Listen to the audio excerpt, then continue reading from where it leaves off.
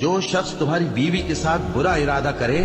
اس کی اس کے سوا کیا سزا ہے کہ یا تو قید کیا جائے یا اسے دکھ کا عذاب دیا جائے۔ یوسف نے کہا اسی نے مجھ کو اپنی طرف مائل کرنا چاہا تھا، اور اس کے خاندان میں سے ایک گواہ نے گواہی دی کہ اگر اس کا کرتا آگے سے پھٹا ہو تو یہ سچی اور یوسف جھوٹا ہے، اور اگر کرتا پیچھے سے پھٹا ہو تو یہ جھوٹی اور وہ سچا ہے۔ سو جب اس کا کرتا دیکھا تو پیچھے سے پھٹا تھا،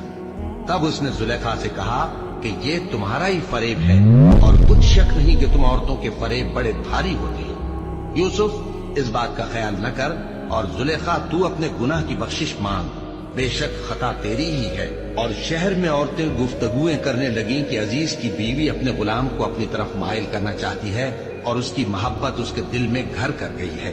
ہم دیکھتی ہیں کہ وہ کھلی گمراہی میں ہے۔ جو شخص تمہاری بیوی کے ساتھ برا ارادہ کرے اس کی اس کے سوا کیا سزا ہے کہ یا تو قید کیا جائے یا اسے دکھ کا عذاب دیا جائے۔ یوسف نے کہا اسی نے مجھ کو اپنی طرف مائل کرنا چاہا تھا، اور اس کے خاندان میں سے ایک گواہ نے گواہی دی کہ اگر اس کا کرتا آگے سے پھٹا ہو تو یہ سچی اور یوسف جھوٹا ہے، اور اگر کرتا پیچھے سے پھٹا ہو تو یہ جھوٹی اور وہ سچا ہے۔ سو جب اس کا کرتا دیکھا تو پیچھے سے پھٹا تھا،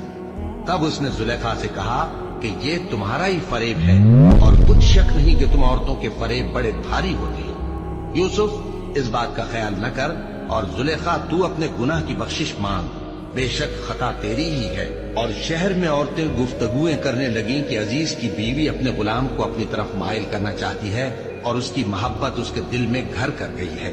ہم دیکھتی ہیں کہ وہ کھلی گمراہی میں ہے۔